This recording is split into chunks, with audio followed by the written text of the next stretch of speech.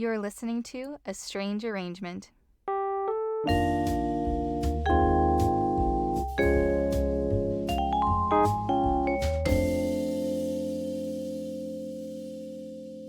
Welcome back to A Strange Arrangement, where sometimes we take a perfectly fine song and mess it up, just to see how it sounds. Talk about modes again. And y'all, I'm sorry, I got tired. I got tired of getting up in my head. I know I shouldn't, but I did it anyway. I couldn't help it. I'm making an arrangement for a music education podcast, trying to teach people about how music works, and making an arrangement, and I got hung up on whether to use this chord or this other chord. And I thought, okay, this one sounds nice, but this one makes more sense with the mode that we're in. And this third chord, that one's easy to analyze, so should I use that one instead? So I played each one a bunch of times, and then I played them alone, and then I played them together, and then I played them alone again, and then I played them with the melody again, and trying to decide which voicing is more appropriate, trying to justify that decision, and then trying another chord, and then going back to the first one and spending 3 hours on the arrangement until finally I just broke down. It doesn't matter. None of it matters. I spend so much time on what's correct or what's right, and it's nonsense. It doesn't matter. Choose the one you like. That's it. You're done. James Fernando told me that in season 1. You get to make the rules. At the end of the day, the only question that really matters is, does this sound good to you? You hear that? That was 8 episodes ago. Why didn't I listen? Old habits die hard. So today we're going to talk about the Dorian mode so that you can learn a little bit about it and see if it sounds good to you. And then I will put a song into the Dorian mode to see how that sounds, because that's the formula of this show. And if you don't like it, then don't do it. That's fine. All right, back to business. Here we go. Okay, so here's a D major scale. You know it, you love it, D major. To get the Dorian mode, you take the 3rd note and flatten it. You take the 7th note and flatten it. Now it sounds like this. So the Dorian mode has a sort of melancholy-ish sound, but also a little hopeful towards the end. It's not entirely sad, but it's a little sad. It's also used a lot to get a bluesy sound, if that's the music that you're going for. Now, this is not to be confused with the minor scale, or the Aeolian mode, as it's also called. To get the Aeolian mode, or the minor scale, you also have to make the 6th note flat. That sounds like this.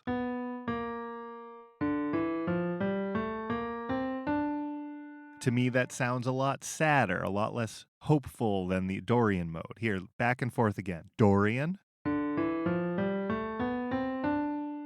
Aeolian. Dorian. Aeolian.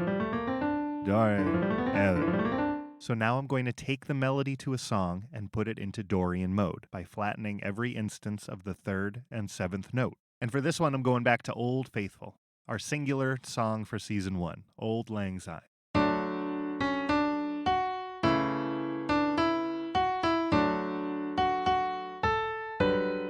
So we're going to take all of our F sharp notes and flatten them to F. And that, like, 1 C sharp is going to be C now. And now the melody, in Dorian mode, sounds like this.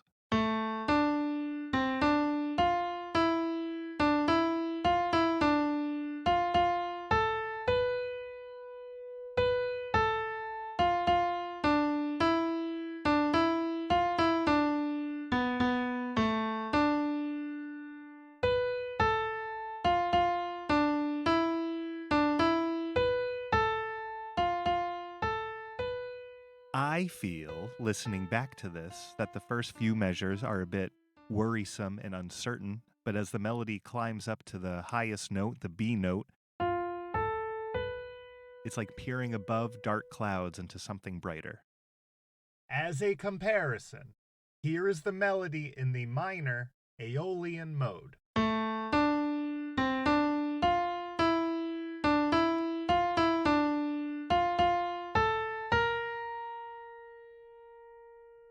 Dark clouds pretty heavy now.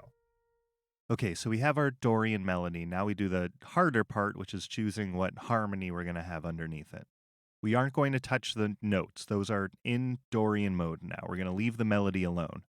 But we will play with the chords a bit. Let's throw some chords underneath. We'll use the same relationships as we did with the major key, but because we're in Dorian mode, they're going to sound much different. The tonic 1 chord will be D minor. The 4th is G major. The 5th is A minor. And the 6th is B diminished. That's pretty intense. Let's play it.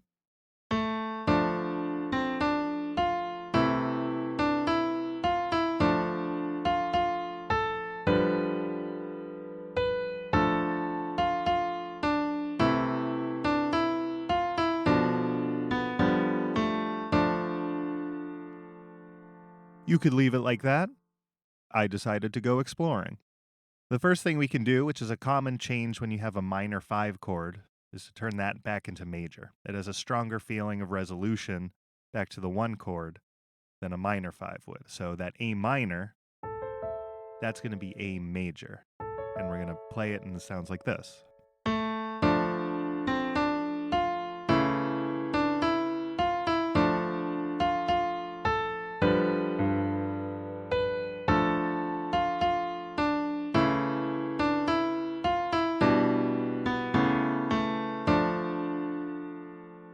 I like it. If you don't, that's fine, but I do.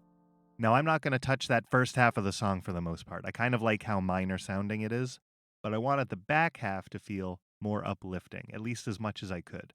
How far can we stick our heads above the clouds? Ha ha ha. So we can make some easy chord substitutions, like when we have that note A in the melody, we're going to switch the D minor chord to an F major. I also wanted to use some different chords with some extensions, making some more lush sounding harmonies under the notes that extend beyond just major or minor sounds. For example, when we have that B in the melody, you could use a G major chord, that's fine. But listen to this C major 7. And this E note, I could have done an A major chord, but I chose this crazy harmony instead. I think it's a G6 add 2 if you had to label it, but it doesn't matter. There's a low G note and then a bunch of notes mashed next to each other. I do want to talk about the ending for a little bit more because I had some trouble making it sound not terribly sad. Leading to the D minor chord at the end made it really sound like a minor key, but I wanted to preserve some of the optimism of the Dorian mode while still definitely sounding like we're coming to a close in the song. So leading towards the end, the third to last chord in the song, I have this, which I don't know what the name of it is, and I don't care. That's fine. It's a bunch of fifths stacked on top of each other. And I like it because it has this open, ambiguous feeling that I find optimistic when juxtaposed with everything else. Then, a C major 7 chord. And finally, this D chord, which is neither major nor minor. A chord is usually determined to be major or minor depending on the middle note, the third. If you have an F sharp with the chord, it's a D major. If you use an F natural, it's a D minor. But if you just take the note away entirely, you just have this open sound, which doesn't lead in either direction. But it is open, it sounds nice, it's technically a D chord, so it sounds like the ending. And I think because it's kind of ambiguous, it's neither one or the other, you kind of pull forward the feeling from the previous chords. So to me, it sounds major even though it's not, just because of what came before it.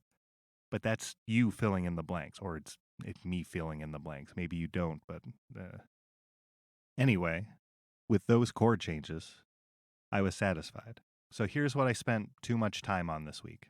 Here's Old Lang Syne in Dorian mode.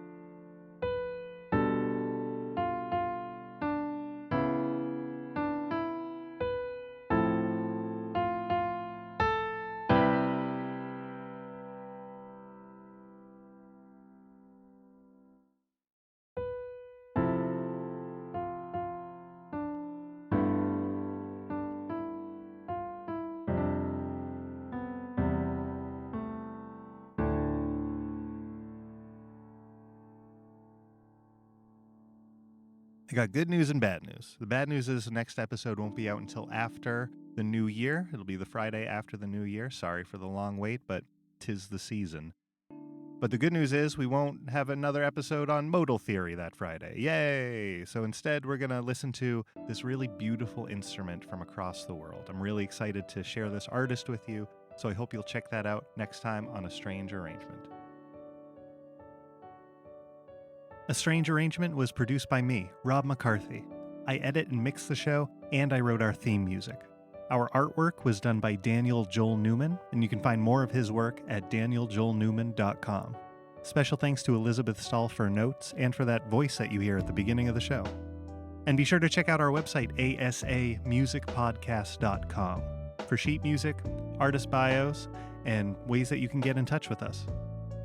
Happy holidays, Happy New Year. Be on the lookout for an announcement before the new year, and I'll see you then. Bye.